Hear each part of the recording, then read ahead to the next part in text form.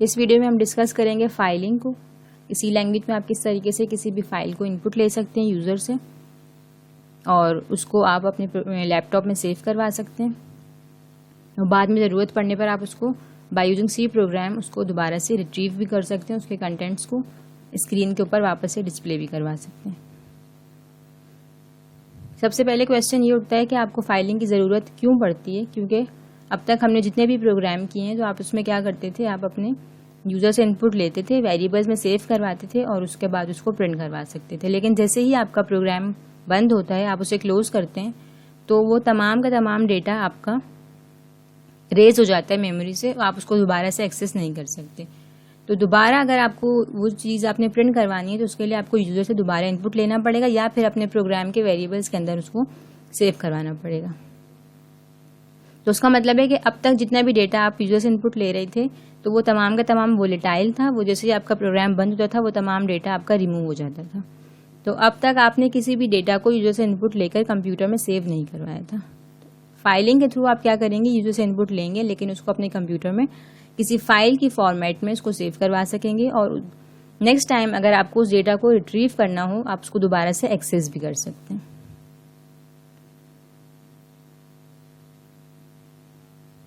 Memory आपकी क्या होती है, उसमें वोलेटाइल होती है और उसके कंटेंट जैसे आपने प्रोग्राम को बंद किया उसका कंटेंट सारे का सारा लूज हो जाता है और हमें दोबारा वो डेटा चाहिए हो तो हमें दोबारा से कीबोर्ड से उसको एंटर करना पड़ जाता है।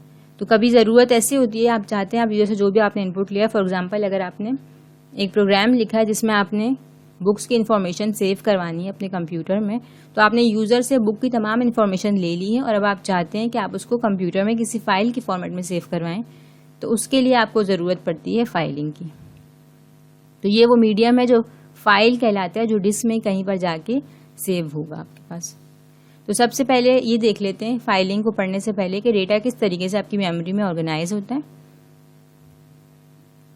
तमाम का तमाम डेटा डिस्क के अंदर बाइनरी फॉर्मेट में ऑर्गेनाइज होता है और किस तरीके से इसको सेव किया जाता है ये डिपेंड करता है आपके ऑपरेटिंग सिस्टम के ऊपर। तो एक सी प्रोग्रामर को इस बात की कोई टेंशन नहीं होनी चाहिए कि किस तरीके से ऑपरेटिंग सिस्टम उसको डिस्क में सेव करवा रहा है, क्योंकि ये तमाम काम आपकी लाइब्रेरीज इसको हैंडल कर रही होती हैं, ये काम आपका ऑपरेटिंग सिस्टम कर रहा होता है। आपने सिर्फ क्या करना होता है, उन पर्टिकुलर लाइब्रेरीज को यूज़ करना होता है। तो ये कंपाइलर के वेंडर की रिस्पॉन्सिबिलिटी होती है कि वो उसको अच्छे से इम्प्लीमेंट करे उन फंक्शंस को by taking the help of operating system. तो आपका जो प्रोग्राम होता है वो सी लाइब्रेरी फंक्शन की हेल्प से उस फाइल को डिस्क के अंदर सेव करवाता है और किस तरीके से सेव होता है ये काम आपका ऑपरेटिंग सिस्टम हैंडल कर रहा होता है। तो आप फाइल के ऊपर कुछ ऑपरेशन परफॉर्म करवा सकते हैं। फॉर एग्जांपल आप एक नई फाइल क्रिएट कर सकते हैं बाय यूजिंग लाइब्रेरी फंक्शंस। आप किसी फाइल को जो ऑलरेडी सेव है आपके कंप्यूटर में, आप उसको ओपन करवा सकते हैं। आप किसी फाइल से रीड कर सकते हैं। आप किसी फाइल के ऊपर राइटिंग का फंक्शन परफॉर्म करवा सकते हैं। फॉर एग्जांपल आपने उस फाइल को एडिट करना है तो आप उसको एडिट कर सकते हैं। आप एक फाइल को एक लोकेशन से दूसरी लोकेशन पर सेव करवा सकते हैं और अपनी फाइल को आप क्लोज कर सकते हैं। तो वो 6 फंक्शंस हैं जो अपनी फाइल के ऊपर परफॉर्म कर सकते हैं। आप न्यू फाइल क्रिएट करें, किसी एग्जिस्टिंग फाइल को ओपन कर लें, किसी फाइल की रीडिंग कर लें और उसको डिस्प्ले करवा दें स्क्रीन के ऊपर, या फिर आप किसी फाइल को एडिट कर सकते हैं। यूजर से इनपुट लें कि आपने क्या एडिट करना है, आप उस फाइल को एडिट कर लें। आप उसकी लोकेशन चेंज कर सकते हैं और अपनी फाइल को क्लोज कर सकते हैं। ठीक है, अब ये एक प्रोग्राम है जिसमें हम क्या करेंगे, किसी फाइल के कंटेंट्स को स्क्रीन के ऊपर डिस्प्ले करवाएंगे। इसके लिए सबसे पहला काम आपने ये करना है, stdio.h वाली लाइब्रेरी को इंक्लूड करवाना है। स्टैंडर्ड io.h आयो लाइब्रेरी ही इस इनपुट आउटपुट वाली चीज़ को हैंडल करेगी। और उसके बाद मेन फंक्शन में आपने सबसे पहले क्या करना है, एक fp पॉइंटर बनाना है जिसका नाम आपने इस फाइल के लिए पॉइंटर जो बनाया जाता है वो इस फाइल कीवर्ड से बनाया जाता है। सेकेंड आपने क्या किया, एक ch कैरेक्टर वेरिएबल इनिशियलाइज किया है और ये कमांड है जिसको आप यूज़ करते हैं फॉर रीडिंग पर्पज़ और राइटिंग पर्पज़। fp क्या है, यहाँ पर fp आपका पॉइंटर है जिसको आप फाइल पॉइंटर है और इसके लिए आपने कमांड यूज़ की है fopen की। fopen क्या करती है, जो भी आपने यहाँ पर कॉमा से पहले फाइल का नाम लिखा हुआ है in inverted commas, double inverted commas, ये उसको ओपन करेगी इन रीडिंग मोड। तो यहाँ पर एक फाइल का नेम है pr1.c, उसको ये ओपन कर देगी इन रीडिंग मोड। इसका मतलब है अब आप इस फाइल से रीडिंग का एक्शन परफॉर्म करवा सकते हैं। फिर नेक्स्ट आपने एक लूप क्रिएट किया है और लूप के अंदर आपने 1 लिखा है, इसका मतलब ये इनडेफिनेट लूप है, ये लूप कभी ख़त्म नहीं होगा। और इस लूप में क्या हो रहा है कि आपने एफ गेट सी का एक फंक्शन यूज़ किया। एफ गेट सी का फंक्शन क्या करता है, कैरेक्टर बाय कैरेक्टर उस फाइल को रीड कर रहा होता है। तो इस फाइल में जो भी कंटेंट लिखा हुआ है ये उसको कैरेक्टर, उसका एक कैरेक्टर रीड करेगा और उस कैरेक्टर को सेव करवा देगा ch वेरिएबल के अंदर। तो एक कैरेक्टर रीड होके ch वेरिएबल में सेव हो जाएगा। और अगर कैरेक्टर बराबर होता है एंड ऑफ फाइल के, EOF मीन्स होता है end of file. Her file के एंड में एक एंड ऑफ फाइल होता है, एक ASCII कैरेक्टर होता है जो मेंशन करता है कि यहाँ पर आपकी फाइल एंड हो गई है। जिस तरीके से हमने देखा था स्ट्रिंग के एंड होने के लिए \0 था, इसी तरीके से फाइल का एंड भी मेंशन किया जाता है एंड ऑफ फाइल के कैरेक्टर के साथ। तो अगर उस CH के अंदर आपके पास एंड ऑफ फाइल आ गई है, इसका मतलब है आप लूप को ब्रेक कर दें, नहीं तो उस कैरेक्टर को आप क्या करवा दें, प्रिंट करवा दें। तो ये क्या करता रहेगा, ये लूप इनडेफिनेट टाइम्स चलेगा। आपकी फाइल में जितने भी कैरेक्टर्स लिखे हुए हैं आपने, ये एक एक कैरेक्टर को रीड करेगा, उसको प्रिंट करवाता जाएगा। और अगर उस कैरेक्टर में वो एंड ऑफ फाइल आ जाती है तो ये लूप से ब्रेक कर देगा। इसका मतलब आपने पूरी फाइल को रीड करवा लिया है और आपकी फाइल को क्लोज कर देगा बाय यूजिंग fclose फंक्शन। तो फाइल को ओपन करने के लिए आपने fopen का फंक्शन यूज करना है और फाइल को क्लोज करने के लिए आप fclose का फंक्शन यूज करेंगे। और इसके इनपुट में आप देते हैं हमेशा वो फाइल पॉइंटर जो जिसके अंदर आपने फाइल को ओपन करवाया था। तो ये प्रोग्राम आपका खत्म हो गया। इस प्रोग्राम को यूज करते हुए आप किसी भी फाइल के कंटेंट्स को अपनी स्क्रीन के ऊपर डिस्प्ले करवा सकते हैं। अब इस चीज को प्रैक्टिकली करके देखते हैं। अच्छा, अब ये वो आपका फोल्डर है जिसके अंदर आपकी मेन सी की फाइल पड़ी हुई है। फाइल इनपुट आउटपुट के नाम से मैंने एक फोल्डर बनाया है, एक प्रोजेक्ट बनाया है। तो उसके अंदर आप क्या करेंगे, जिस भी फाइल को आपने रीड करवाना है वो फाइल आपने उसके अंदर सेव करवा ली। फॉर एग्जांपल मैंने एक फाइल बनाई है string.txt के नाम से और उसके अंदर कुछ कंटेंट मैंने लिख दिया है। अब इस फाइल की कंटेंट्स को मैं अपने प्रोग्राम के थ्रू रीड करवाऊंगी। तो यहाँ पर मैंने अपने प्रोग्राम के अंदर उस फाइल का यहाँ पर मुझे नाम मेंशन करना होगा।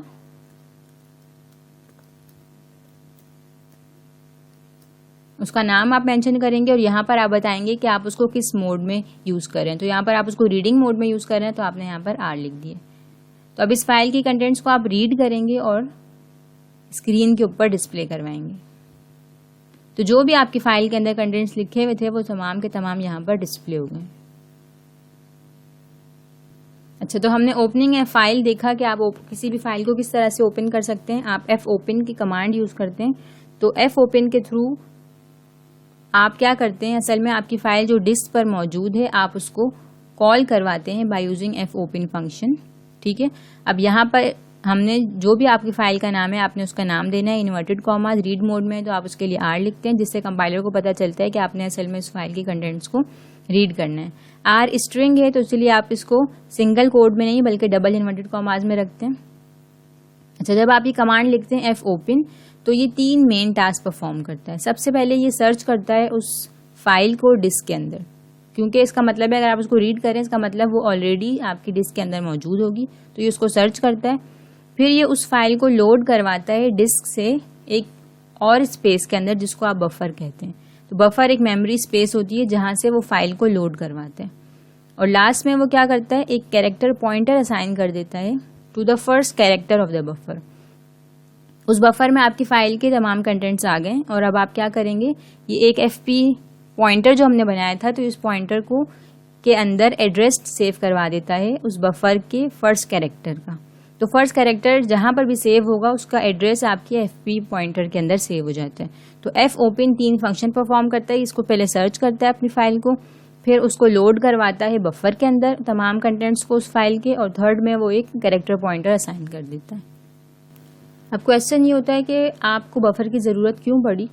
आप इमेजिन करें कि अगर आप बफर को यूज़ ना करें और आप डायरेक्टली डिस्क को एक्सेस करें हर बार जब भी आपको कोई कैरेक्टर रीड करना है, तो उससे क्या होता है कि जब आप डिस्क को डायरेक्टली एक्सेस करते हैं तो उससे बहुत ज़्यादा टाइम लगता है कि वो जाके उस फाइल के उस कैरेक्टर को पॉइंट करते हैं और फिर रीडिंग ऑपरेशन परफॉर्म करवाते हैं। तो डायरेक्टली डिस्क को एक्सेस करना बहुत ज़्यादा लॉन्ग प्रोसेस होता है और उसमें टाइम ज़्यादा कंज्यूम होता है। और अगर आप ये हर कैरेक्टर के लिए बार बार डिस्क को एक्सेस करेंगे तो बहुत ज़्यादा टाइम कंज्यूम होगा। तो उसको सेव करने के लिए हमने बफर का कॉन्सेप्ट इंट्रोड्यूस करवाया। बफर का ये फ़ायदा होगा कि आप तमाम के तमाम कंटेंट्स जो डिस्क के अंदर फाइल की सूरत में पड़े हुए हैं आप उसको एक्सेस करते हैं, मेमोरी बफर के अंदर सेव करवाते हैं और फिर आप कैरेक्टर बाय कैरेक्टर उसको रीड कर सकते हैं। सेम आर्ग्यूमेंट राइटिंग के लिए भी अप्लाई होगा, बजाय इसके कि आप डायरेक्ट डिस्क को एक्सेस करें और कैरेक्टर बाय कैरेक्टर उसमें राइटिंग परफॉर्म करें। आप क्या करते हैं, तमाम कंटेंट्स अपने बफर के अंदर सेव कर लेते हैं और एंड में आप उस तमाम कंटेंट्स को अपनी डिस्क के अंदर in the form of file उसको सेव करवा लेते हैं। ठीक है, तो ये है आपकी वो डिस्क जहां पर आपकी कोई फाइल सेव हुई हुई है। ये आपकी मेमोरी है, मेमोरी के अंदर ये आपने एक बफर रिजर्व कर लिया है, इसमें आपकी तमाम फाइल के कंटेंट इसके अंदर सेव हो जाएंगे और इन तमाम का जो फर्स्ट कैरेक्टर होगा, इस तमाम मेमोरी के अंदर जो फर्स्ट कैरेक्टर होगा उसका जो एड्रेस होता है वो आप अपने एफपी पॉइंटर के अंदर सेव करवा लेते हैं। तो अब आपने क्या किया, डिस्क में जो भी फाइल थी उसके तमाम कंटेंट्स को बफर के अंदर लोड करवा लिया और उसके बाद उसके फर्स्ट कैरेक्टर का जो एड्रेस होगा उसको आपने अपने एफपी पॉइंटर के अंदर सेव करवा लिया। तो अब आप डायरेक्टली बफर को एक्सेस करेंगे, आपने रीडिंग परफॉर्म करनी है, आप यहीं से कैरेक्टर बाय कैरेक्टर उसको रीड करेंगे। आपने राइटिंग करनी है तो आप तमाम कैरेक्टर्स बफर में सेव करवाएंगे और एंड में आप क्या करेंगे, इन तमाम कंटेंट्स को डिस्क के अंदर ट्रांसफर कर देते हैं। तो यहाँ पर बफर आपके लिए बहुत हैंडी हो जाता है और आपका ऑपरेशन जल्दी परफॉर्म हो जाता है और इतना ज़्यादा टाइम भी आपका कंज्यूम नहीं होता। ठीक है, इसी तरीके से हमने क्या किया था, एफ ओपन के थ्रू हमने इसको ओपन करवाया था फाइल को। ठीक है, और एफ पी वो पॉइंटर था जो उस फाइल के कंटेंट्स को पॉइंट कर रहा था। फिर हमने उससे रीडिंग करवाई थी, हमने कैरेक्टर बाय कैरेक्टर अपनी फाइल को रीड किया था। तो उसके लिए हमने एफ गेट सी का फंक्शन यूज़ किया था। जैसे अगर आप देखें हमने ये कमांड यूज़ की थी, एफ गेट सी के फंक्शन में आपने क्या दिया था, एफ पी पॉइंटर दिया था और ये एक कैरेक्टर को रीड करेगा और उसके बाद सी एच के अंदर उसको लोड करवा देगा। कैरेक्टर करंट पॉइंटर पोजीशन से कैरेक्टर को लोड करता है और उसके बाद पॉइंटर की पोजीशन को इंक्रीमेंट कर देता है। फिर नेक्स्ट टाइम जब आप उसको लूप आपका चलता है तो वो अगले कैरेक्टर को पॉइंट कर रहा होता है तो उसके कैरेक्टर को लोड करवाता है और फिर वापस से अपने पॉइंटर को इंक्रीमेंट कर देता है। फिर नेक्स्ट टाइम आप उसको लोड करते हैं तो इस तरीके से आपका लूप इंडेफिनिट टाइम चलता रहता है जब तक कि आपकी फाइल वहां पर एंड नहीं हो जाती। अच्छा, आपने इस चीज़ का ख्याल रखना है कि एक बार आपने फाइल ओपन कर ली है तो अब आप फाइल को डायरेक्टली एक्सेस नहीं करते, बल्कि अब तमाम के तमाम कंटेंट आपको बफर में लोड हो गए और उसको पॉइंट कर रहा है आपका एफपी पॉइंटर। तो जब भी आपने फाइल को डील करना होगा आप एफपी पॉइंटर के साथ आप डील करेंगे।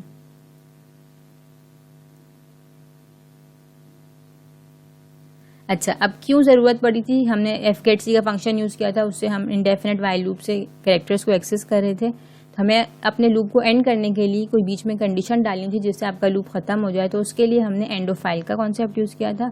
एंड ऑफ फाइल असल में क्या है, इसकी एस की वैल्यू 26 होती है और ये क्या बताती है कि यहाँ पर आपकी फाइल एंड हो गई है। अगर आप राइटिंग परफॉर्म कर रहे हैं तो राइटिंग जब आप पूरी परफॉर्म सारे कंटेंट्स लिख लेते हैं अपनी फाइल के अंदर तो एंड में आप ये कैरेक्टर राइट करवाते हैं जिससे ये पता चलता है कि आपकी फाइल यहाँ पर एंड हो गई है। तो ये EOF असल में एक मैक्रो है और stdio.h लाइब्रेरी में इसकी वैल्यू डिफाइंड होती है। ये बताता है कि यहाँ पर आपकी फ़ाइल ख़त्म हो गई है। तो उसके लिए आपके पास stdio.h लाइब्रेरी ऊपर इंक्लूड होनी चाहिए, तभी इसको पता चलता है कि EOF का मतलब क्या है। इसका मतलब है कि आपकी फ़ाइल यहाँ पर ख़त्म हो जाती है। अच्छा, अगर ऐसा हो सकता है, फॉर एग्ज़ाम्पल अभी हमने डायरेक्टली फ़ाइल को ओपन किया, इसके कंटेंट्स को रीड करवा लिया। अब फॉर एग्ज़ाम्पल आपकी फ़ाइल में कोई भी इशू होता है, वो ओपन नहीं होती, फॉर एग्ज़ाम्पल वो एग्जिस्ट ही नहीं करती, कंप्यूटर में है ही नहीं जिस फाइल को आप ओपन करवा रहे हैं, तो आपके पास कोई इंडिकेटर होना चाहिए जो आपको बताए कि आपकी फ़ाइल को ओपन होने में मसला हुआ, ताकि यूज़र को ये अंदाज़ा हो जाए कि मेरी फ़ाइल ओपन नहीं हुई है। तो उसके लिए हम एक part of chunk of code होता है जो हम अपने कोड के अंदर इंक्लूड करवाते हैं, ताकि हमें आइडिया हो जाए कि हमारी फ़ाइल को ओपन होने में कोई भी ट्रबल हुआ है। तो क्या रीज़न हो सकता है? फॉर एग्जाम्पल, वो फाइल एग्जिस्ट नहीं करती। ठीक है, इस तरीके से आप जब राइटिंग परफॉर्म करवा रहे हैं तो राइटिंग में भी कोई इश्यूज आ सकते हैं। फॉर एग्जाम्पल, डिस्क स्पेस में भी इनसफिशिएंट टू ओपन, आपकी डिस्क की जगह ही नहीं थी कि आप कोई न्यू फाइल क्रिएट कर सकें। डिस्क राइट प्रोटेक्टेड है, इसका मतलब है कि डिस्क के अंदर राइट प्रोटेक्टेड है, यानी कि उसमें आप राइटिंग परफॉर्म नहीं करवा सकते, उसको प्रोटेक्ट किया हुआ है, या फिर आपकी डिस्क डैमेज हो गई। तो दोनों केसेस में, रीडिंग में भी और राइटिंग में भी आपके पास कोई इंडिकेटर होना चाहिए जो आपको बताए कि आपकी फाइल को ओपनिंग में मसला हो रहा है। ठीक है, तो हम कुछ प्रोग्राम का एक पार्ट है वो ऐड करेंगे उसके अंदर, कि अगर आपकी फाइल एफ ओपन का जो हमने फंक्शन यूज़ किया था, अगर आपकी फाइल ओपन नहीं होती तो ये नल वैल्यू रिटर्न करता है। नल का मतलब है जीरो वैल्यू रिटर्न करता है। तो आपकी फाइल ओपन नहीं होगी तो ये नल वैल्यू रिटर्न कर देगा। इसका मतलब है आपकी फाइल ओपन ही नहीं हुई, तो ना आप इसमें रीडिंग परफॉर्म कर सकते हैं, ना आप राइटिंग परफॉर्म कर सकते हैं। तो उसके लिए ये कुछ पार्ट ऑफ कोड है। आपने stdio की लाइब्रेरी इंक्लूड की, आपने एफपी पॉइंटर इनिशियलाइज किया और आपने अपनी फाइल को रीड करवाया। तो यहाँ पर आप ये चीज़ ऐड करते हैं कि अगर फाइल पॉइंटर बराबर हो जाता है नल के, तो आप क्या कर दें, स्क्रीन पर प्रिंट करवा दें। पुट एस का मतलब है स्ट्रिंग को आउटपुट करवा दें स्क्रीन के ऊपर, ये फाइल ओपन नहीं हुई, और क्या कर दें, एग्जिट का फंक्शन रन कर दें और प्रोग्राम को एंड कर दें। तो ये पार्ट ऑफ द फाइल है जो आप क्या करवाते हैं, ये पार्ट ऑफ द प्रोग्राम है जो अपने प्रोग्राम में आप ऐड करवाते हैं कि अगर आपका एफपी पॉइंटर जो फाइल पॉइंटर है वो नल होता है तो स्क्रीन पर प्रिंट हो जाए कैन नॉट ओपन फाइल। तो हम क्या करते हैं, जो अभी हमने प्रोग्राम रन किया था हम उसके अंदर इस पार्ट को इंक्लूड करवाते हैं कि अगर मेरा फाइल पॉइंटर, अगर मेरी फाइल ओपन नहीं होती तो वो नल रिटर्न कर दें। अच्छा, लूप स्टार्ट होने से पहले ही आप क्या कर लें, ये चीज़ पहले चेक करवा लें कि अगर एफपी नल था तो वो डायरेक्ट प्रिंट करवा they can not open file, और क्या हो, आपका प्रोग्राम एग्जिट हो जाए। ठीक है, तो अभी क्योंकि हम स्ट्रिंग डॉट टेक्स्ट को रीड करवा रहे हैं तो स्ट्रिंग डॉट टेक्स्ट को आपने रीड करवाया तो ये फाइल इस वक्त एग्जिस्ट करती थी ऑलरेडी आपकी डिस्क के अंदर, तो ये आपकी फाइल की रीडिंग परफॉर्म हो गई। फॉर एग्जाम्पल मैं एक ऐसी फाइल रीड करवा रही हूँ स्ट्रिंग 1.x जो मैंने बनाई ही नहीं है, मेरी डिस्क में एग्जिस्ट नहीं करती, तो अब मैं इसको अगर ओपन करने की कोशिश करूंगी तो उसने क्या प्रिंट करवा दिया, कैन नॉट ओपन फाइल, क्योंकि वो फाइल एग्जिस्ट ही नहीं करती तो मैं उसको ओपन कैसे करूँ। ठीक है, तो यहाँ पर अगर आपकी फाइल ओपन नहीं होगी तो फौरन से इस इफ वाली जो मैंने कंडीशन डाली है उससे आपको क्या पता चल जाएगा कि आपकी फाइल ओपन नहीं हो सकती, और वो क्या करेगा, प्रोग्राम को एंड कर देगा। अच्छा, फिर लास्ट में आपने हमेशा अपनी फाइल को क्लोज भी करना होता है। जब आपने उसको ओपन किया है तो आपको लाजमी उसको क्लोज करना होता है, उसके लिए आप यूज़ करते हैं एफ क्लोज का फंक्शन, और एफ क्लोज के अंदर आप यूज़ करते हैं उसका फाइल पॉइंटर, उसके आर्ग्यूमेंट में हमेशा पॉइंटर देंगे और बाद कमांड आपकी होगी एफ क्लोज। तो जैसे ही आप फाइल को क्लोज कर देते हैं अब आप उससे कोई कैरेक्टर रिसीव नहीं कर सकते हो एफपी पॉइंटर से, बल्कि उसके लिए आपको दोबारा ओपन करवाना पड़ेगा। और बफर में जिस बफर के अंदर तमाम फाइल के कंटेंट्स थे वो बफर भी मेमोरी से रिमूव हो जाता है, चाहे आप राइटिंग परफॉर्म करवा रहे हो चाहे आप रीडिंग परफॉर्म करवा रहे हो। ठीक है, क्योंकि हमने इस प्रोग्राम में रीडिंग के लिए इसको यूज़ किया था। ठीक है, अब फॉर एग्जांपल आप एक फाइल ओपन करना चाहते हैं जिसमें आपने कैरेक्टर्स को राइट करवाना है, तो उसके लिए भी उसका एक बफर एसोसिएट हो जाएगा, और आप उसके लिए हमने एफ गेट सी यूज़ किया था, फिर आप राइटिंग के लिए एफ पुट सी का फंक्शन यूज़ करेंगे जिससे आप उसमें character bye character writing perform करवाएंगे, और जब आप उसको क्लोज करवाएंगे तो 3 ऑपरेशंस परफॉर्म होंगे। सबसे पहले जो तमाम के तमाम बफर में कैरेक्टर्स आपने लिखे हुए थे एफ पुट सी कमांड को यूज़ करके, वो तमाम के तमाम कैरेक्टर्स फाइल की फॉर्म में डिस्क के अंदर लिखे जाएंगे। सेकंड ये कि वो एंड में ये सारे काम एफ क्लोज खुद करेगा कि वो आपकी फाइल को डिस्क में ट्रांसफ़र करेगा, उसके जो लास्ट में खुद से एक एस की वैल्यू 26 को भी लिख देगा जो शो कर रहा होता है कि आपकी ये एंड ऑफ फाइल है, यानी कि यहाँ पर आपकी फाइल ख़त्म हो जाती है। और थर्ड स्टेप क्या होगा कि आपका बफर मेमोरी से खुद एलिमिनेट हो जाएगा। तो एफ क्लोज ये 3 फंक्शंस आपके परफॉर्म करवाता है। तो आप इमेजिन कर सकते हैं ऐसा भी हो सकता है कि आपका बफर फुल हो गया हो, तो उस केस में भी ये क्या करता है, फाइल को खुद से क्लोज करवा देता है और बफर में जो कुछ भी लिखा हुआ है उसको अपनी डिस्क के अंदर राइट कर देता है। तो ये तमाम की तमाम बफर मैनेजमेंट जो है आपके लाइब्रेरी फंक्शंस कर रहे होते हैं, इसको आपको अपने प्रोग्राम में करने की ज़रूरत नहीं है। अब हम क्या करते हैं, अब हम एक प्रोग्राम लिखेंगे जो क्या करेगा, कैरेक्टर्स को काउंट करेगा। आपके फाइल के अंदर कितने कैरेक्टर्स थे उन फाइल को रीड करके उसके कैरेक्टर्स को काउंट करेगा, उसके अंदर टैब्स कितनी है वो बताएगा, उसके अंदर स्पेसेस कितनी है वो बताएगा, और न्यू लाइन्स कितनी है वो बताएगा। तो आप पहले फाइल की रीडिंग परफॉर्म करेंगे, फिर आप बारी बारी उसके हर कैरेक्टर को चेक करेंगे, क्या वो कैरेक्टर स्पेस है, क्या वो कैरेक्टर टैब है, स्पेस है या फिर न्यू लाइन है। तो आप काउंट करें, उसको काउंट करते रहेंगे और एंड में आप क्या करेंगे, प्रिंट करवा देंगे। तो आपने सबसे पहले stdio.h लाइब्रेरी इंक्लूड की, ठीक है, और फिर आपने एक फाइल पॉइंटर इनिशियलाइज कर दिया और आपने एक ch वेरिएबल इनिशियलाइज किया। अच्छा, अब आपने क्या किया, यहाँ पर 4 वेरिएबल इनिशियलाइज किए हैं, नंबर ऑफ लाइंस के लिए, नंबर ऑफ टैब्स के लिए, नंबर ऑफ स्पेसेस के लिए और नंबर ऑफ कैरेक्टर्स के लिए। और आपने चारों को अभी काउंट को 0 पर रखा हुआ है। जैसे ही आप कैरेक्टर रीडिंग परफॉर्म करेंगे, जहाँ पर स्पेस मिलेगा वो NOB को इंक्रीमेंट कर देगा, कैरेक्टर होगा वो NOC को इंक्रीमेंट कर देगा, नंबर ऑफ टैब, अगर वो टैब नज़र आती है तो वो NOT को इंक्रीमेंट कर देगा, कोई न्यू लाइन आएगी तो वो NOL को इंक्रीमेंट कर देगा। तो सबसे पहले आपने अपनी फाइल को ओपन करवा लिया FP पॉइंटर के अंदर, और ये आपने एक पूरा लूप लिखा है जिसके अंदर आप क्या कर रहे हैं, इस फाइल पॉइंटर से आपने कैरेक्टर को गेट किया CH के अंदर। अब आप चेक करेंगे, अगर वो एंड ऑफ फाइल आ गई है तो आप ब्रेक कर दें लूप को, नहीं तो क्या करें, NOC को इंक्रीमेंट कर दें। अगर कैरेक्टर में स्पेस आती है तो NOB को इंक्रीमेंट कर दें। अगर कैरेक्टर में \n मिलता है तो उसका मतलब है न्यू लाइन आई है, तो NOL को इंक्रीमेंट कर दें। और अगर कैरेक्टर में \t मिलता है तो आप टैब को इंक्रीमेंट कर दें। \t का मतलब है कि आपकी फाइल में एक टैब आया है, और अगर \n आया इसका मतलब है आपकी फाइल में कोई न्यू लाइन थी। अगर स्पेस है तो इसका मतलब आपकी फाइल के अंदर कोई स्पेस है। और जैसे ही ये तमाम चीज़ें हो जाएंगी, जहाँ पर आपका एंड ऑफ फाइल आएगा, आप लूप से बाहर आ जाएंगे और उसके बाद आपने अपनी फाइल को यहाँ पर क्लोज कर दिया। अब हम क्या करेंगे, हमारे क्योंकि ये तमाम जो काउंटर्स थे वो इंक्रीमेंट हो गए होंगे, तो अब हम क्या कराएंगे, नंबर ऑफ कैरेक्टर्स प्रिंट करवाएंगे। जितने भी कैरेक्टर्स आपकी फाइल के अंदर एग्जिस्ट करते हैं उन तमाम के तमाम यहाँ पर प्रिंट हो जाएंगे कि कितने थे। इस तरह नंबर ऑफ ब्लैंक्स भी आपकी प्रिंट हो जाएंगी, नंबर ऑफ टैब्स भी प्रिंट हो जाएंगे, कितने टैब्स थे आपकी फाइल में और कितनी लाइन्स थी। अच्छा, तो अब हमने अपना प्रोग्राम लिख लिया अपने कंपाइलर के अंदर। अब इसको एग्जीक्यूट करते हैं।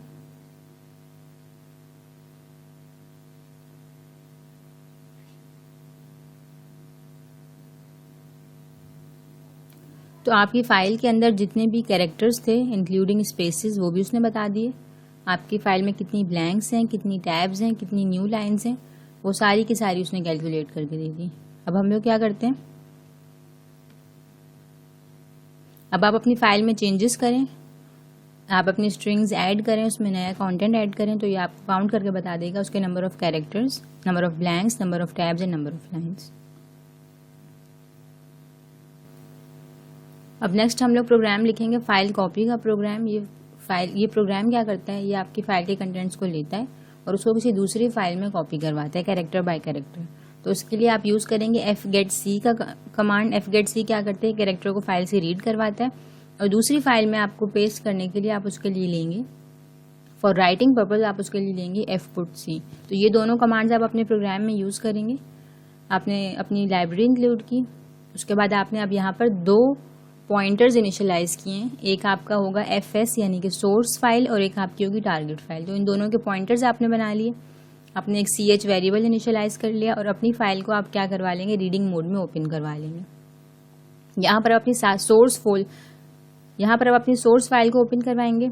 अगर आपकी सोर्स फाइल नल होती यानी कि उसमें कोई कंटेंट नहीं है या वो एग्जिस्ट नहीं करती, तो वो क्या करेगा, स्क्रीन पर आ जाएगा कि अपनी सोर्स फाइल को ओपन नहीं करवा सके। इसी तरीके से फिर वो सेकेंड फाइल को भी ओपन करवाएगा, जो आपकी टारगेट फाइल होगी उसको राइटिंग मोड में ओपन करवाएगा, क्योंकि आपने उसके अंदर राइटिंग का फंक्शन परफॉर्म करना है। तो अगर वो भी ओपन नहीं होती तो आपकी स्क्रीन पर आ जाएगा कि अपनी टारगेट फाइल को ओपन नहीं कर सकते और आपका प्रोग्राम क्लोज हो जाएगा। इन केस दोनों कंडीशंस मीट नहीं करती, इसका मतलब आपकी दोनों फाइल्स ओपन हो गई हैं। तो यहाँ पर आपने क्या किया, ch के अंदर सोर्स फाइल के पॉइंटर से कैरेक्टर को गेट किया और चेक किया, अगर वो एंड ऑफ फाइल के बराबर नहीं है तो आपने क्या किया, putc के कमांड यूज़ करके उसी कैरेक्टर को पेस्ट करवा दिया अपनी टारगेट फाइल के अंदर। उसके लिए आपने टारगेट फाइल का पॉइंटर यूज़ किया है और उसी कैरेक्टर को जिसमें आपने रीड करवाया अपनी सोर्स फाइल को। तो ये लूप आपका चलता रहेगा, कैरेक्टर बाय कैरेक्टर वो सोर्स फाइल से कैरेक्टर को रीड करेगा और अपनी टारगेट फाइल के अंदर पेस्ट करवाता रहेगा, या जब तक कि आपका एंड ऑफ फाइल नहीं आता। और उसके बाद क्या होगा, जैसे ही एंड ऑफ फाइल आपका आता है, आपकी सोर्स फाइल को क्लोज कर देगा और टारगेट फाइल को क्लोज कर देगा, और ये आपकी एक फाइल दूसरी फाइल के अंदर कॉपी पेस्ट हो जाएगी। तो अब इस प्रोग्राम को इम्प्लीमेंट करते हैं। अब यहाँ पर अगर आप देखें तो आपकी दो फाइल्स हैं, एक source.txt के नाम से और एक target.txt के नाम से। तो हम क्या करेंगे, हमारी source.txt फाइल के अंदर कुछ कंटेंट लिखा हुआ है, फॉर एग्जांपल हेलो वर्ल्ड। अब हम इसी चीज़ को अपनी टारगेट फाइल के अंदर पेस्ट करवाएंगे। तो जो मैं फाइल रीड करवा रही हूँ यहाँ पर, उसका नाम है source.txt, और जिस फाइल के अंदर मैं इसको पेस्ट करवाऊंगी वो है मेरी target.txt। ठीक है, अब इस प्रोग्राम को चला के देखते हैं। तो आपका दोनों फाइल, इसका मतलब ओपन हो गई, आपकी फाइल कॉपी पेस्ट हो चुकी है। ठीक है, अब ये चीज़ आप कैसे वेरीफाई करेंगे, ये आप अपनी टारगेट फाइल को ओपन करके चेक करेंगे। तो आपने अपनी टारगेट फाइल को जब ओपन किया तो सोर्स फाइल में भी हेलो वर्ल्ड लिखा हुआ था, वो आपकी टारगेट फाइल के अंदर कॉपी पेस्ट हो गया। अब फॉर एग्जांपल मैं अपनी सोर्स फाइल के अंदर चेंजेस करती हूँ।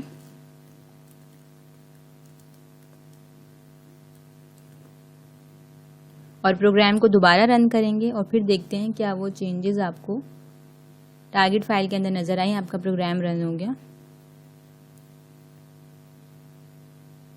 तो आपको नज़र आएगा जो चीज़ें आपने सोर्स फाइल में की थी वो आपकी टारगेट फाइल में भी कॉपी पेस्ट हो गई हैं। फिर हमने देखा कि हम लोग की फाइल ओपनिंग के कुछ मोड्स होते हैं। अभी तक हमने 2 मोड्स को डिस्कस किया था, रीड मोड और राइट मोड। इसके अलावा भी कुछ मोड्स होते हैं। जैसे आपने देखा अभी रीड मोड देखा, जो रीड मोड क्या करता है आपकी फाइल को सर्च करता है। अगर आपकी फाइल सक्सेसफुली ओपन हो जाती है तो उसको मेमोरी में लोड करवाता है और उसके साथ एक पॉइंटर एसोसिएट कर देता है। अगर फाइल ओपन नहीं होती तो वो क्या करता है, नल कैरेक्टर रिटर्न कर देता है। ये था आपका रीडिंग मोड, जिसके लिए आप क्या लिखते थे, एफ ओपन की कमांड में आर लिखते हैं। ठीक है। और कौन कौन से ऑपरेशंस पॉसिबल हैं, इससे सिर्फ एक ही ऑपरेशन पॉसिबल है कि आप सिर्फ क्या करवा सकते हैं, रीडिंग करवा सकते हैं। सेकेंड है आपका डब्ल्यू यानी कि राइटिंग मोड। ये क्या करता है, ये भी फाइल को सर्च करता है। अगर फाइल एग्जिस्ट करती है तो उसके कंटेंट्स को क्या करवा देता है, ये ओवर रिटर्न, यानी कि हम उसके अंदर क्या करवाते हैं, जो भी नई चीज़ लिखवाएंगे वो पुरानी वाली कंटेंट्स को ओवर राइट कर देता है। अगर फाइल एग्जिस्ट नहीं करती तो नई फाइल क्रिएट होती है। और अगर फाइल ओपन नहीं हो सकती किसी भी वजह से, आपकी डिस्क फुल हो गई है या डिस्क आपकी डिस्ट्रॉय हो गई है, तो उसके लिए रिटर्न नल कैरेक्टर रिटर्न करता है। और इसमें कौन से ऑपरेशन पॉसिबल है, सिर्फ आप इसमें फाइल में राइटिंग परफॉर्म करवा सकते हैं। फिर आता है हमारे पास ए मोड। क्या होता है आपका, ये फाइल को सर्च करता है। ठीक है। फाइल ओपन हो जाती है तो उसको मेमोरी में लोड करवाता है, उसके साथ पॉइंटर एसोसिएट हो जाता है। ये कहलाता है आपका अपेंड मोड। अपेंड मोड का मतलब है कि आप क्या करवाते हैं, एग्जिस्टिंग फाइल के अंदर चेंजेस करवाते हैं। ये ओवरराइट नहीं करेगा। अगर आपकी फाइल में ऑलरेडी कुछ कंटेंट लिखा हुआ है तो ये उसके अंदर और कंटेंट ऐड करवाता है, पुराने कंटेंट को ओवरराइट नहीं करता। आपने अगर 2 लाइनें लिखी हुई हैं तो आप जो कुछ भी एक्स्ट्रा ऐड करेंगे वो अगली 2 लाइनों में ऐड हो जाएगा, पुराने वाले कंटेंट को रिमूव नहीं करेगा। तो इसीलिए ये कहलाता है अपेंड मोड। फाइल एग्जिस्ट नहीं करेगी तो ये नई फाइल को क्रिएट करता है, और अगर फाइल ओपन नहीं होती तो ये भी क्या करता है, नल रिटर्न कर देता है। इसमें क्या ऑपरेशन पॉसिबल है कि ये आपकी एंड ऑफ फाइल के बाद ये क्या करता है, कुछ नए कंटेंट को ऐड करवा देता है। तो ये चीज़ कहलाती है अपेंड मोड। फिर आता है आपके पास R plus mode. R plus क्या होता है, रीड प्लस मोड है। ये भी फाइल को सर्च करेगा। अगर ये ओपन हो जाएगी उसको लोड करवाएगा, पॉइंटर एसोसिएट करेगा। नहीं ओपन होगी तो नल रिटर्न कर देगा। इसमें कौन कौन से ऑपरेशन पॉसिबल है कि ये क्या करता है, रीड करता है एग्जिस्टिंग कंटेंट को। इसमें आप राइटिंग भी करवा सकते हैं, इसमें आप एग्जिस्टिंग कंटेंट को मॉडिफाई भी करवा सकते हैं। तो इसमें आप तीनों ऑपरेशन परफॉर्म करवा सकते हैं, रीडिंग भी, राइटिंग भी, और एग्जिस्टिंग कंटेंट को आप मॉडिफाई भी करवा सकते हैं। ठीक है।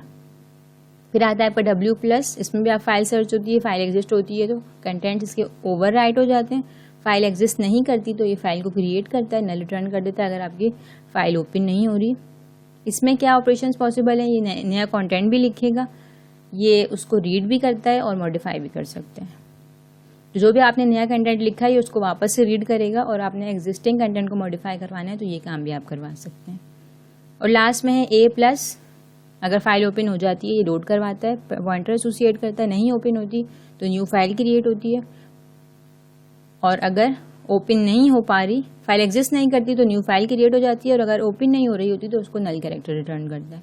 इसमें आप एग्जिस्टिंग कंटेंट को रीड कर सकते हैं, न्यू कंटेंट को अपेंड करवा सकते हैं, लेकिन एग्जिस्टिंग कंटेंट को आप मॉडिफाई नहीं कर सकते। तो ये 6 मोड्स थे हमारे एफ ओपन के थ्रू। अभी तक हमने डब्ल्यू और आर को देखा था। आप इन तमाम बाकी मोड्स को खुद से अपने तौर पे सर्च करके और प्रैक्टिकली इसको करके देख सकते हैं कि आप ये तमाम ऑपरेशंस भी कर सकते हैं। आर प्लस मोड ट्राई कर सकते हैं, डब्ल्यू प्लस मोड ट्राई कर सकते हैं, अपेंड प्लस मोड कर सकते हैं। इन तमाम मोड्स की फंक्शनैलिटी आपने यहाँ पर देख लिया, अब आप इसको खुद से ट्राई कर सकते हैं। अच्छा, अभी तक हम किस पे काम कर रहे थे, हम कैरेक्टर आईओ पे काम कर रहे थे, यानी कि आप कैरेक्टर वो राइट करवा रहे थे, कैरेक्टर रीड करवा रहे थे। कुछ सिचुएशन में ऐसे होता है कि आप कैरेक्टर बाय कैरेक्टर रीडिंग नहीं करवाते, बल्कि पूरी की पूरी स्ट्रिंग्स आप चाहते हैं कि पूरी की पूरी स्ट्रिंग को मैं रीड कर सकूं या राइट कर सकूं, और ये ज़्यादा एफिशिएंट होगा बजाय से कि मैं कैरेक्टर बाय कैरेक्टर पे काम करूं। तो उसके लिए फिर आप यूज़ करते हैं एफ पुट एस की कमांड। एफ पुट एस क्या करेगी, पूरी की पूरी स्ट्रिंग को प्रिंट करवा देगी। पहले आप क्या यूज़ कर रहे थे, एफ पुट सी यूज़ कर रहे थे, उसकी जगह पे स्ट्रिंग राइटिंग के लिए आप यूज़ करेंगे एफ पुट एस। तो ये एक हमारे पास प्रोग्राम है जो क्या करेगा, कीबोर्ड से स्ट्रिंग को लेता है और फाइल के अंदर इसकी राइटिंग परफॉर्म करेगा। तो उसके लिए आपने स्टैंडर्ड IO.h लाइब्रेरी इंक्लूड करवाई, उसके बाद आपने एफ पॉइंटर इनिशियलाइज किया, और एक आपने स्ट्रिंग इनिशियलाइज कर दी 80, उसका आपने साइज रख दिया। और यहाँ पर आप क्या कर रहे हैं, स्ट्रिंग डॉट टेक्स्ट की फाइल ओपन करवा रहे हैं इन राइटिंग मोड। इसका मतलब है आप यूजर से इनपुट लेके अपनी फाइल के अंदर राइटिंग परफॉर्म करेंगे। और अगर आपका फाइल पॉइंटर नल रिटर्न करता है तो आप प्रिंट करवा दें फाइल ओपन नहीं हुई और प्रोग्राम को एग्जिट कर दें। आपकी फाइल ओपन हो जाती है तो आप क्या करेंगे, यूजर को प्रॉम्प्ट करेंगे enter a few lines of text, और फिर आपने एक लूप इनिशियलाइज किया है। और ये लूप कब तक चलेगा, जब तक कि आप क्या कर रहे हैं, इस गेट एस फंक्शन के थ्रू स्ट्रिंग इनपुट ले रहे हैं। एस आपने क्या कहा है यहाँ पर, एस आपका स्ट्रिंग है, ठीक है। आप क्या कर रहे हैं, इस स्ट्रिंग के अंदर इनपुट लेते जा रहे हैं, और जब यूजर इनपुट कर रहा है तो उसकी आपने क्या की, उस स्ट्रिंग की आपने स्ट्रिंग लेंथ फंक्शन के थ्रू स्ट्रिंग लेंथ कैलकुलेट की, और ये फंक्शन तब तक चलेगा जब तक उसकी लेंथ ग्रेटर देन 0 होगी, ठीक है। तो फंक्शन के अंदर क्या हो रहा है, आपने क्या किया है, जो भी यूजर ने एंटर किया एस के अंदर, ठीक है, वो गेट एस के थ्रू हमने ले लिया है, और एस के अंदर उसने जो भी चीज़ एंटर की है वो क्या कर रहा है, उसको प्रिंट करवा रहा है एफ पी के अंदर, यानी कि फाइल के अंदर आपने उसको प्रिंट करवा दिया। फिर आप क्या करेंगे, यूजर ने एक लाइन एंटर की, फिर यूजर ने एंटर प्रेस किया तो आपने क्या किया, उसकी जगह बैकस्लैश प्रिंट करवा दिया ताकि वो नेक्स्ट लाइन का कैरेक्टर सेव हो जाए। और फिर आपने दोबारा से आपका लूप चलेगा, जब तक यूजर लाइंस एंटर करता रहेगा आपकी लाइंस क्या होती जाएंगी, फाइल के अंदर सेव होती रहेंगी, और नेक्स्ट लाइन के लिए बैकस्लैश वहां पर पेस्ट होता रहेगा। जहां पर यूजर ने कुछ एंटर नहीं किया, इसका मतलब यूजर ने 2 बार नेक्स्ट लाइन एंटर कर दिया, इसका मतलब यूजर कुछ प्रिंट नहीं करवाना चाहता, तो वहां पर स्ट्रिंग लेंथ क्या रिटर्न करेगा, 0 रिटर्न करेगा, और आपका फंक्शन वहां पर खत्म हो जाएगा। आपके फाइल पॉइंटर को उसने क्लोज कर दिया और आपका फंक्शन खत्म हो गया। तो अब इस चीज को हम इम्प्लीमेंट करते हैं। अब आपने अपना प्रोग्राम चलाया और आप यूजर से कह रहे हैं कुछ लाइंस एंटर करें।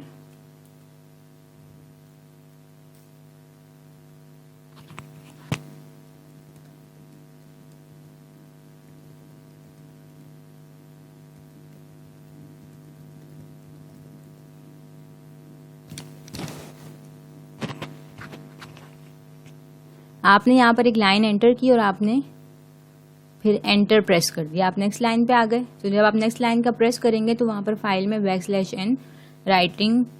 n का कैरेक्टर वहां पर लिखा जाएगा। फिर आप कुछ और टेक्स्ट एंटर करते हैं।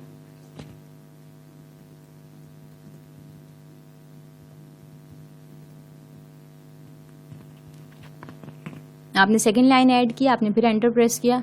अब आप दोबारा एंटर जब प्रेस करेंगे तो उसका मतलब आपने कुछ एंटर नहीं किया, तो स्ट्रिंग की लेंथ 0 आ जाएगी और आपका लूप खत्म हो जाएगा, ठीक है।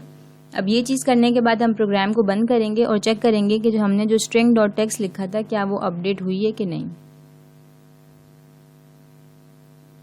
तो स्ट्रिंग डॉट टेक्स्ट को हमने अपडेट किया है, तो आप देख रहे हैं जो भी चीज़ आपने एंटर की थी वो आपकी फाइल में जाके राइट हो गई है। तो इस फंक्शन के थ्रू आप यूजर से इनपुट लेके अपनी फाइल को अपडेट कर सकते हैं, आप उसमें नया कंटेंट ऐड करवा सकते हैं। अब हम क्या करेंगे, फाइल से स्ट्रिंग को रीड करेंगे और स्क्रीन पर डिस्प्ले करवाएंगे। पहले हमने राइटिंग परफॉर्म की है, अब हम फाइल से रीडिंग परफॉर्म करेंगे। तो आपने स्टैंडर्ड IO.h लाइब्रेरी इंक्लूड करवाई, आपने एक पॉइंटर इनिशियलाइज किया, आपने एक स्ट्रिंग इनिशियलाइज की, और आपने स्ट्रिंग डॉट टेक्स्ट को ही रीड करवा लिया। अब आपने रीडिंग मोड में ओपन कर लिया, और अगर वो नल कैरेक्टर रिटर्न करे तो आप ये प्रिंट करवा दें। अब आप यहाँ पे क्या कर रहे हैं, क्योंकि आपने उसकी लेंथ क्या रखी है 80 का मतलब है 79 तक वो क्या होगा, आप उसका साइज क्या होगा 0 से लेकर 79 तक। तो आपने क्या किया, गेट एस करवा रहे हैं। पहले आपने पुट एस का फंक्शन यूज किया था। गेट एस क्या करता है, 3 इनपुट लेता है। आप स्ट्रिंग का पॉइंटर देंगे, यहाँ पर स्ट्रिंग का नाम आपने लिखा, आपने उसका साइज बताया, और साथ में आपने किस फाइल से आप रीड करवा रहे हैं आपने उस फाइल का पॉइंटर भी दे दिया। और जब तक ये फंक्शन नल रिटर्न नहीं करता तब तक हम क्या करेंगे, रीडिंग का फंक्शन परफॉर्म करते रहेंगे। fgetS में आपने 3 आर्ग्यूमेंट्स रखने हैं, स्ट्रिंग का नाम जहाँ पे आप इसको पेस्ट करवाएंगे फाइल के कंटेंट्स को, उसका साइज और फाइल पॉइंटर। और जब तक वो नल रिटर्न नहीं करेगा आपका ये फंक्शन चलता रहेगा। जब वो उसको रीड करेगा एस में तो आप क्या करेंगे, एस को प्रिंट करवा देंगे। तो जो भी स्ट्रिंग इसने रीड की उसको यहाँ पर प्रिंट करवा देगा, और ये लूप आपको चलता रहेगा जब तक आपकी फाइल के कंटेंट्स खत्म नहीं हो जाते, वो नल रिटर्न करेगी। तो आप लूप से बाहर आ जाएंगे और आपकी फाइल यहाँ पर क्लोज हो जाएगी। अब इसको भी इम्प्लीमेंट करते हैं। अब यहाँ पर आप रीडिंग परफॉर्म कर रहे हैं, आपकी फाइल के जो भी कंटेंट्स थे ये उसको रीड करके स्क्रीन पर प्रिंट करवा देगा। तो आपने अभी फाइल में ये 2 स्ट्रिंग्स लिखी थी वो दोनों आपको स्क्रीन पर नजर आ रही हैं।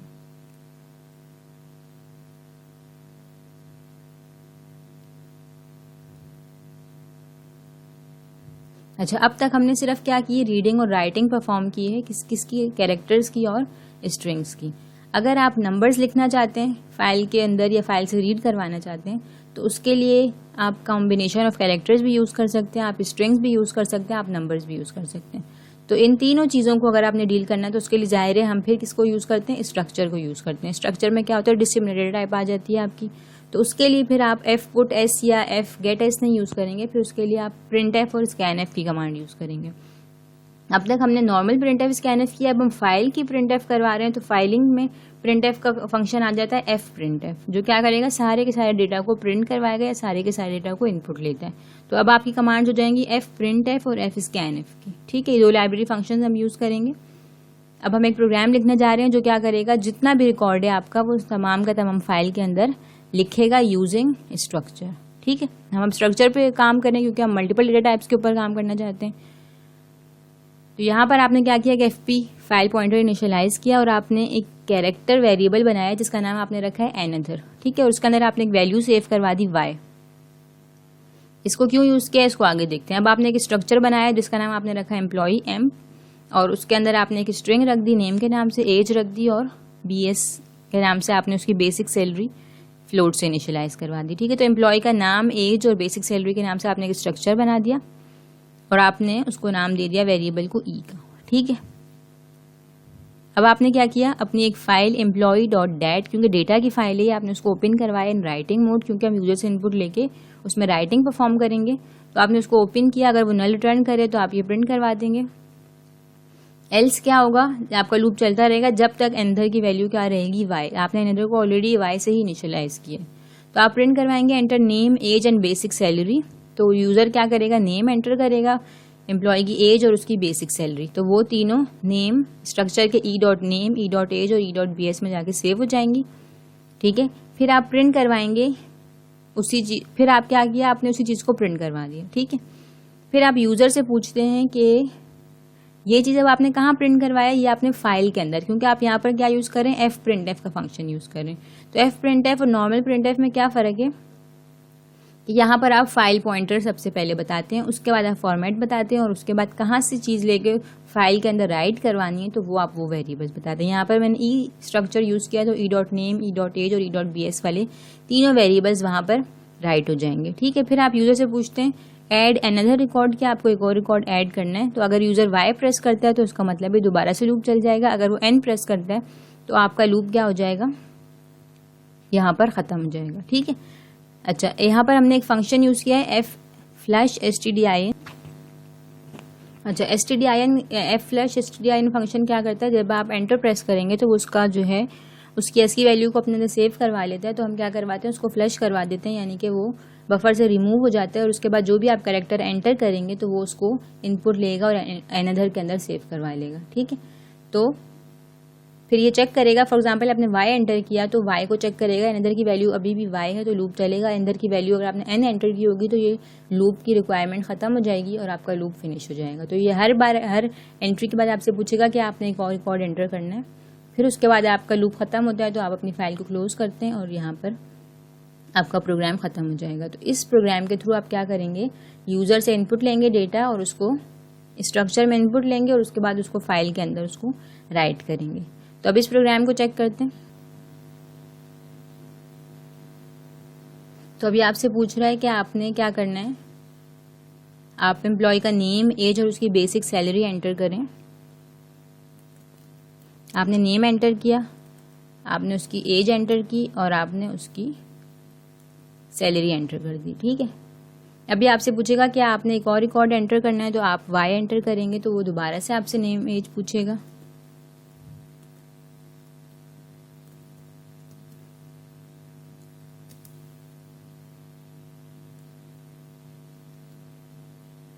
अभी आपसे फिर पूछेगा कि आपने एक और रिकॉर्ड एंटर करना है, तो आपने n प्रेस किया तो आपका प्रोग्राम यहाँ पर ख़त्म हो जाएगा। अगर आप n नहीं y प्रेस करते रहेंगे तो आप इस तरीके से अपनी मर्जी से जितनी मर्जी रिकॉर्ड एंटर करना चाहें आप एंटर कर सकते हैं। अब ये जो मैंने डेटा एंटर किया है, मुझे देखना है कि जो मैंने फाइल बनाई है employee.dat, क्या ये डेटा उसके अंदर जाके अपडेट हो गया। तो इस चीज़ को देखने के लिए आप चेक करेंगे, employee.dat आपने ओपन की तो यहाँ पर आप देख रहे हैं कि आपकी 2 एंट्रीज यहाँ पर आपको मिल गई। तो आपने जितने भी एंट्रीज करनी होंगी वो तमाम की तमाम यहाँ पर फाइल की फॉर्म में सेव हो जाएंगी। ठीक है, रिकॉर्ड बने हुए हैं, हम उसको यूजिंग स्ट्रक्चर रीड करवाएंगे। ठीक है, आपने लाइब्रेरी इंक्लूड किया, आपने पॉइंटर इनिशियलाइज किया, अब आपने स्ट्रक्चर बनाया है। ठीक है, उसी तरीके से नेम, एज और बेसिक सैलरी का, और आपने उसको नाम दिया वेरिएबल को ई का, और आपने फाइल को अब रीडिंग मोड में ओपन करवा लिया। और अगर वो रीड नहीं होती तो प्रिंट हो जाएगी कैन नॉट ओपन फाइल। अब क्या करेगा ये, उस फाइल से रीडिंग कर रहे हैं तो हम उसके लिए scanf का फंक्शन यूज कर रहे हैं। फाइल पॉइंटर है, इसी तरीके से फॉर्मेट है अभी भी आपके पास, और जब तक एंड ऑफ फाइल क्या होता है आपका नहीं आता तब तक ये लूप चलता रहेगा। और जो भी चीज़ इसने रीड की है e.name, एज और bs में, उसी चीज़ को आप स्क्रीन पर आप क्या करवा रहे हैं, प्रिंट करवा रहे हैं। तो जैसे ही ये लूप चलता रहेगा और जहाँ पे जाके एंड ऑफ फाइल आएगी तो वहाँ पर आपका क्या हो जाएगा, प्रिंटिंग होती रहेगी। एंड ऑफ फाइल के बाद आप अपने पॉइंटर को आपने क्या कर दिया, क्लोज करवा दिया। तो इस प्रोग्राम में आपने क्या किया, ऑलरेडी आपकी फाइल के अंदर रिकॉर्ड मौजूद था, आपने उसको स्ट्रक्चर के अंदर रीड किया और उसको स्क्रीन के ऊपर आप क्या कर रहे हैं, प्रिंट करवा रहे हैं। तो ये हमने प्रोग्राम लिख लिया है यहाँ पे, अब इसको एग्जीक्यूट करते हैं।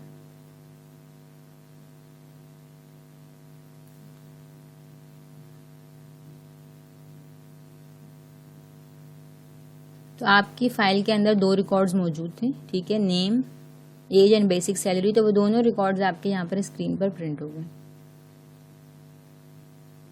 तो ये था हमारे पास हमारा फाइल का चैप्टर। इसके अंदर आपने बहुत सारी चीज़ें देखी। आपने fputs का फंक्शन देखा, fgets का फंक्शन देखा, स्ट्रिंग कैसे आप इनपुट और आउटपुट कर सकते हैं, आप कैरेक्टर्स कैसे यूज़ कर सकते हैं। आपने ये देखा कि आपके पास आपके फाइल के मोड्स कितने हैं, आपने 6 मोड्स देखे, read mode, right mode, append mode, और फिर उसके बाद उनके प्लस मोड्स भी देखे जिसके अंदर कुछ एडिशनल फीचर्स ऐड हो गए। Thank you so much for watching.